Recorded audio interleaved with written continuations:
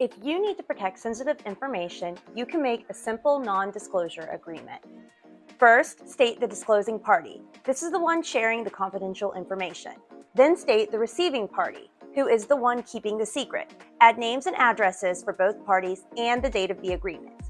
Next, state a clear definition of what counts as confidential information. Then provide the receiving party's obligations, like using the confidential info only for a specific purpose and not sharing it with third parties.